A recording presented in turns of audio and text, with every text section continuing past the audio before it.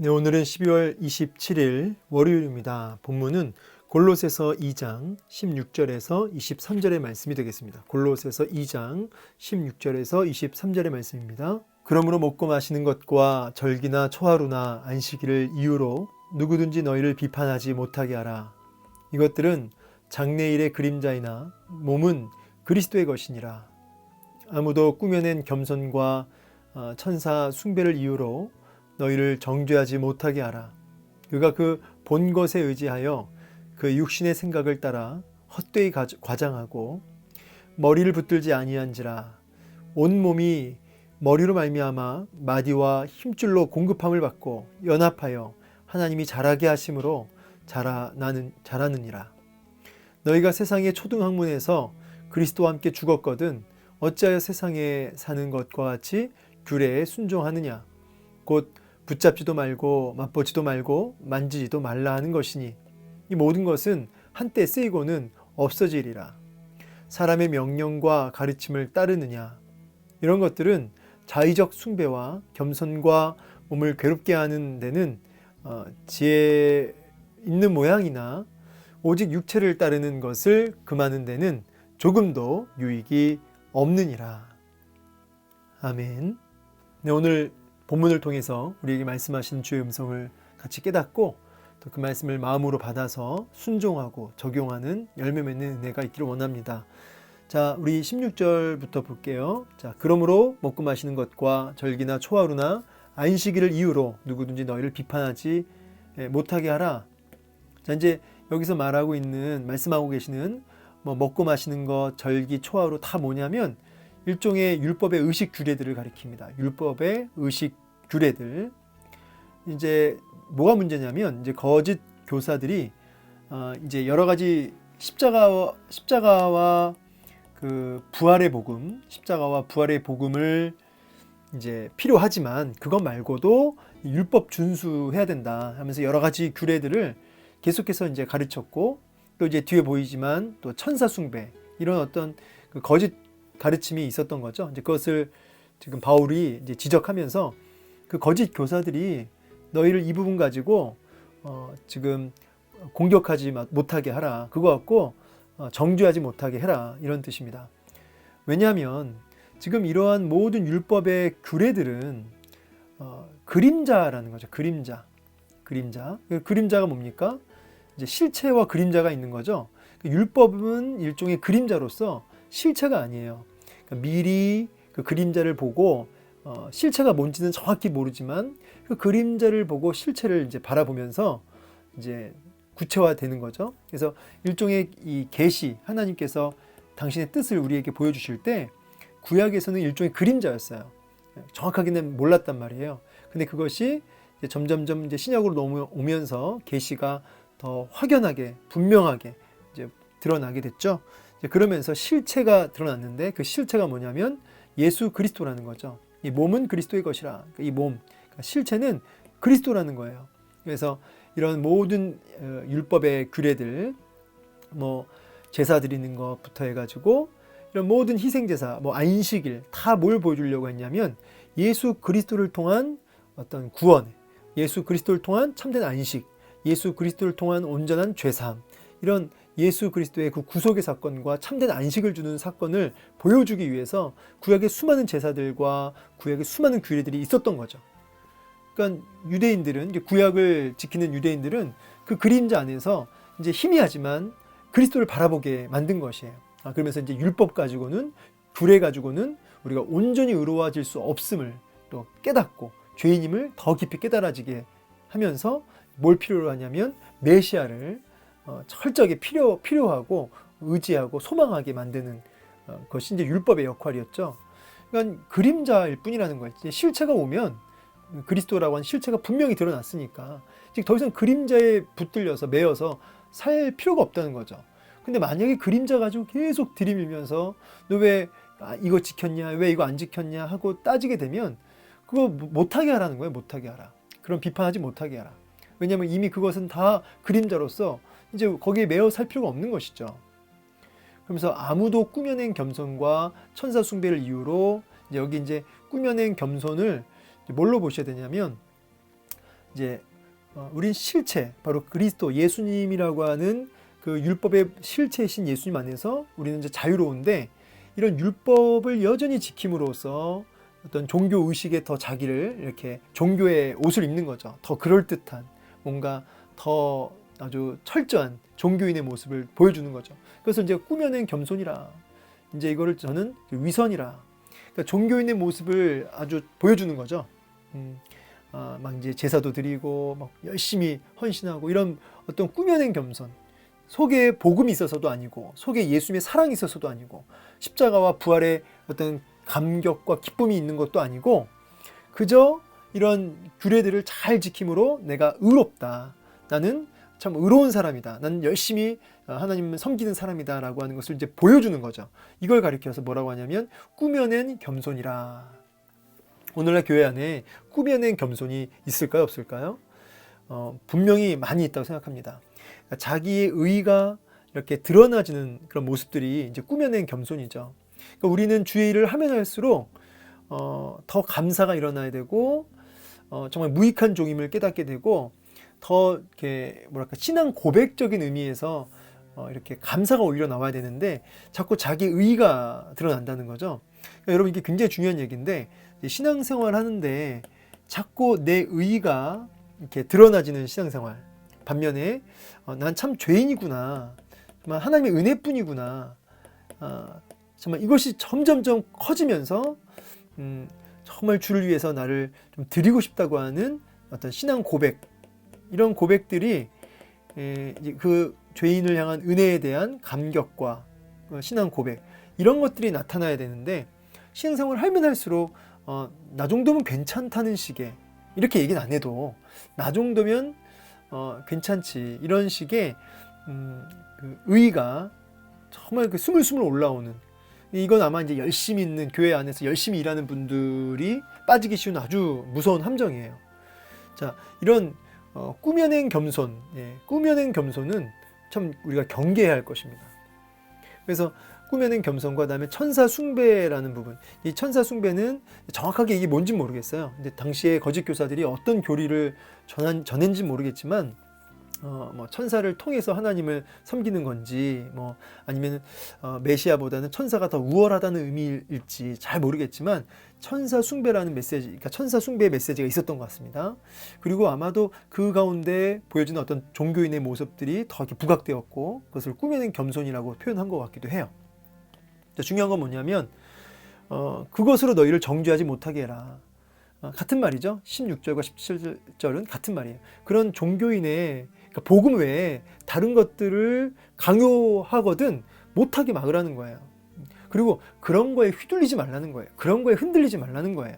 복음 아닌 것들에, 복음 비스무로 하거나 복음도 아닌 것들에 현혹되어서 마음 뒤집어지지 말라는 거예요. 그러면서 이제 그가 그 본 것에 의지함으로, 됐죠? 18절. 그가 그 본 것에 의지하여 그 육신의 생각을 따라 헛되이 과장했다. 이게 무슨 말이냐면, 그러니까 이 그가는 거짓 교사들이죠. 이 꾸며낸 겸손과 천사 숭배하는 이 거짓 교사들이 본 것에 의지하여 육신의 생각을 따라 헛되이 과장했다. 본 것. 그러니까 아마도 여러 가지 체험을 한 것 같아요. 신비적인 체험. 그런 것들을 의지해서 이제 가르치는 거죠. 그것을 뭐라고 하냐면 육신의 생각이라, 그러니까 성령의 생각, 말씀을 통해서 분별되어지는 하나님의 뜻이 아니고 자기의 정욕과 어떤 인간적인 어떤 생각들, 이것들이 이제 나오는 거죠. 그러니까 진리에 의해서 말씀이 나오는 게 아니라 자기가 경험한 신비적인 체험에 의해서 말이 나오는데, 무슨 말이 나오냐면 육신의 생각의 말이 나오는 거예요. 그럴 수밖에 없죠. 자, 보세요. 그 진리, 하나님의 말씀이라고 하는 이 진리에 기초하여 말을 하게 되면 성경의 원리가 나오죠. 성경의 원리, 성경의 원리를 말하게 돼요. 성경의 가치, 성경에서 말하고 있는 가치를 얘기하게 되죠. 그런데 여기서는 이제 체험이 베이스가 돼가지고 여기서 무슨 말을 하게 되면, 여기에는 무슨 말이 나올 수밖에 없냐면 지극히 주관적이고 인간적이고 인본주의적인 이런 말이 나올 수밖에 없죠. 왜냐하면 내가 체험한 거니까. 내가 체험하고 경험한 거니까. 그래서 여러분, 우리 기독교 안에서 좀 이 체험하는 것도 분명히 있어요. 예수 믿고 여러 가지 신비한 체험도 경험도 할 수 있어요. 그러나 그것이 진리보다 앞서면 안 돼요. 그러니까 내가 체험했기 때문에 그게 옳다 이렇게 말하면 안 되죠. 진리 안에서 내가 체험한 것들이 검증되어지고 확인되어질 필요가 있죠. 그리고 이런 체험 신앙이 진리 안에 있을 때 도움을 줄 때도 있어요. 여러 가지 더 굳은 확신과 하나님께 더 가까이 나아가게 되는 도움을 줄 수는 있다. 그러나 진리에 베이스를 두지 않고 진리가 분명히 세워지지 않은, 말씀이 분명히 세워지지 않은 상태에서 이러한 체험들은 사실 위험하다. 위험한 정도가 아니라 교만하게 되고요. 여러 가지 이단으로 빠지기 딱 좋습니다. 그래서 체험은 이제 보너스처럼 따라올 수도 있고 따라오지 않을 수도 있어요. 중요한 거는 내가 진리에 근거하여, 진리에 붙들려서 말씀의 분별력을 가지고 그 말씀에 의해서 말을 하는 것인지, 아니면 내 체험에서 내가 경험한 나 나름대로의 어떤 스타일, 나 나름대로의 어떤 신앙생활을 이렇게 말하는 건지. 가끔씩 교회에서 진리가 아닌 본인 스타일의 신앙생활을 마치 그것이 진리인 양 이렇게 포장해서 강요하고 말하는 경우들이 있을까요? 없을까요? 왕왕 있습니다. 그런 육신의 생각을 따라 헛되이 말하는, 그러니까 굉장히 진리인 것처럼 보여요. 어떨 때는 모르면 당하는 거예요. 모르면. 그러니까 진리에 전혀 근거하지 않은, 비슷하게 자기 생각을 이렇게 담아가지고 얘기하는 이런 신비주의적인 어떤 사상과 말이 이제 있다는 거예요. 교회 안에. 그리고 분별하라는 거죠. 제가 볼 때 교회 안에 굉장히 많을걸요. 교회 안에. 그런 것들을 분별할 수 있어야 됩니다. 그런 것들은 헛되이 과장하고, 어떤 과장이라고 하는 거는 이제 좀 더 얹힌 거죠. 그러니까 본 진리 그대로를 말하는 게 아니라 거기에 자꾸 이렇게 더 부풀려서 얘기한다는 거죠. 그러면서 머리를 붙들지 아니하는 거예요. 이와 같은 모든 것들은 머리를 붙들지 않는 겁니다. 머리는 누구죠? 예수님이죠. 머리 대신 예수님을 붙들지 않는 상태예요. 이런 것들은 진리 대신, 말씀 대신, 머리 대신 예수님. 그 예수님을 붙들지 않는 이와 같은 육신의 생각은 다 우리가 경계해야 된다는 거죠. 자, 온 몸이 머리로 말미암아 마디와 힘줄로 공급함을 받고 연합하여 하나님이 자라게 하심으로 자라는 거다. 그러니까 이게 신앙의 성장이라고 하는 것은, 신앙의 성숙이라고 하는 것은 더욱더 예수 그리스도, 머리 대신 예수 그리스도 말씀으로 이렇게 늘 이제 연합되어지는 거죠. 연합. 그러니까 우리의 영혼의 마디, 마음과 생각, 우리의 어떤 정신까지 철저하게 그 진리가 영향력을 끼치는 상태를 의미해요. 영향력을 깊이 끼치는 거죠. 그러면서 신앙이 자라나는 거지, 성경 공부도 안 하고 말씀도 열심히 연구하지 않고 묵상하지 않는데 뭔가 열심히 종교 행위를 한다. 그 잘할 수가 없는 겁니다. 여러분 죄송하지만 그게 육신의 생각을 따라 헛되이 과장하는 이상한 그 잘못된 꾸며낸 겸손으로 갈 수가 있어요. 위선으로 갈 수가 있어요. 그래서 머리를 붙드는 신앙, 이래야지 성장할 수 있습니다. 이래야지 신앙이 성숙하고 하나님 주시는 은혜를 누리게 되는 것이에요.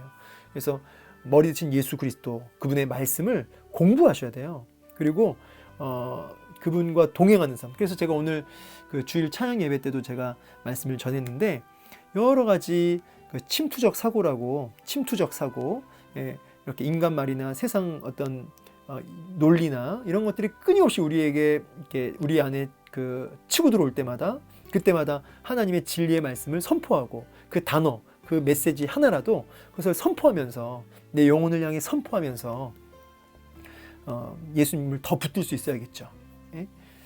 이래야지 잘하는 거예요. 신앙생활을 30년 하고 50년 해도 잘하지 않는 이유가 뭐예요? 머리를 붙들지 않으니까 그렇죠. 머리를 붙들지 않으니까. 종교 열심히 생활을 하는데 안 자라요. 심각하죠. 그러면서 너희가 세상 초등학문에서 그리스도와 함께 죽었거든 어찌하여 세상에서 사는 것과 같이 규례에 순종하느냐. 그러니까 이 세상의 초등학문은 이제 세상을 지배하는 악한 영들, 세상의 유치한 원리들 이렇게 나오는데, 해석하면 그러니까 율법도 포함되는 것 같고요. 제가 볼 때는 이 문맥적으로 이제 우리가 예수 그리스도의 복음 안에서 새롭게 새 언약 안에 있는데 여전히 어떤 이런 규례들에 붙들려서 또 세상의 그 옛 그러니까 옛 세상 원리, 세상 가치들, 이런 세상 원리와 세상 가치들과 또 규례들과 이런 것들에 붙들려서 사느냐. 왜 그렇게 사느냐.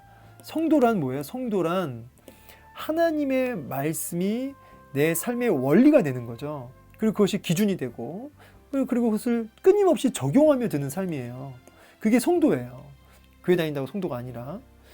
그런데 지금 여기서 얘기하는 건 뭐냐면, 하나님의 말씀이 내 삶의 원리가 아니라 여전히 세상 가치들, 세상 원리들, 그러니까 교회 다녀서 그가 중직자가 됐는데도 여전히 세상 사람의 그 스타일대로 사는 거예요.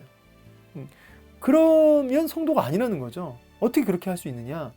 그러면서 이제 21절에 붙잡지도 말고 맛보지도 말고 만지지도 말라 하는 것이니 이 모든 것은 한때 쓰이고는 없어지리라. 이건 뭐냐면 금욕주의를 가리켜요. 이게 다 부정적인 거죠.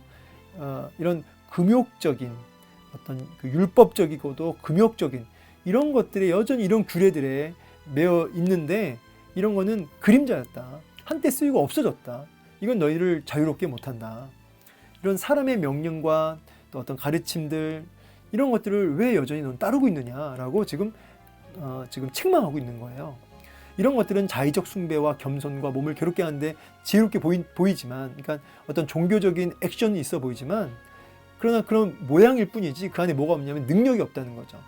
오직 육체를 따르는 것을 그만두는 조금도 유익이 없다. 이 말은 우리 안에 있는 그 죄악들을 이기고 죄악들을 이렇게 승리하는, 그 죄악을 물리칠 수 있는, 우리 안에 있는 여러 가지 육체 정욕들을 억어하는 데는 조금도 유익이 없다는 거죠. 종교인의 모습은 할 수 있을지라도.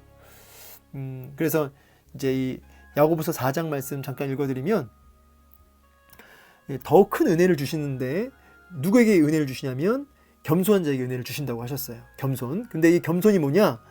바로 하나님께 복종할지어다 이렇게 나오죠. 하나님을 가까이 하라 이렇게 나와요. 그러니까 겸손이라고 하는 것은 다른 것이 아니라 하나님 앞에서의 복종이 겸손이에요. 그러면 이제 이것은 무슨 말을 전제로 하는 거냐면 하나님의 뜻을 분별함을 뜻하는 거죠. 하나님 뜻을 알아야 되는 거죠. 하나님 뜻을 알아야 복종도 할 거 아닙니까? 그러니까 겸손은 일단 성경을 알아야 되는 거죠. 말씀을 알아야지 겸손도 가능한 거예요. 그래서 하나님 말씀에 대해 무지한 게 교만이에요. 그러니까 무지하면 겸손한 게 아니고요. 무지하면 교만한 거라고요. 그래서 끊임없이 하나님의 말씀을 연구하고 알아감으로 우리가 복종해야 할 내용을 갖고 그 내용 앞에 순종하는 것이 겸손이라. 근데 이런 것이 없는 상태에서, 머리를 붙들지 않는 이런 상태에서의 모든 그 종교적 외식들은, 이런 자의적 숭배와 겸손과 몸을 괴롭게 하는 이런 종교 행위들은 모양은 있을지 몰라도 우리 내면에 그 어떤 영향을 줄 수 없는 거죠. 디모데후서 3장에 유명한 말씀 있죠. 경건의 모양은 있지만 경건의 능력은 부인하니 이 같은 자들에게서 너가 돌아서라. 그런 종교인의 모습만 하고 있는, 그러나 그 속에는 복음과 그 복음이 주신 능력, 죄를 이기는 능력, 이런 게 없는 거죠. 그러면서 14절에 디모데후서 3장 14절에 배우고 확신한 일에 거하라. 그죠? 거하라. 그래서 성경 안에 거하라 이 뜻이에요. 성경 안에 거하라. 거하라. 메노 이렇게 불러요. 지속적으로 머물다. 끊임없이 하나님의 말씀에 머물러 있어라. 오늘 말씀을 이제 마무리하겠습니다. 이제 결국은 오늘 말씀을 통해서 여러분 이게 참 중요한데, 우리 기독교는 이게 중요해요. 속 사람이 있고 이제 겉 사람이 있죠. 예. 우리는 겉 사람의 이것을 여기서 시작하지 않아요. 우리는 언제나 속 사람에서부터 시작합니다. 속 사람에서 겉 사람으로 나가는 형태예요. 그러니까 내면에 하나님이 주시는 이 진리, 이 복음, 말씀으로, 예수님으로 꽉꽉 채워야 되는 거죠. 꽉꽉 채워서 그 주님을 향한 그 사랑이 이제 막 일어나는 겁니다. 그러니까 진리로 채워지고 복음으로 채워지고 그렇게 말씀을 통해서 알아가면 하나님을 사랑하게 된다고 그래요. 하나님을 향한 사랑하는 마음이 증진되어짐으로 인해서 자연스럽게 우리의 겉사람에 어떤 그 향기가 나는 거죠. 향기가, 성도의 모습이. 그런데 속사람은 텅 비었어요. 그냥 허해요.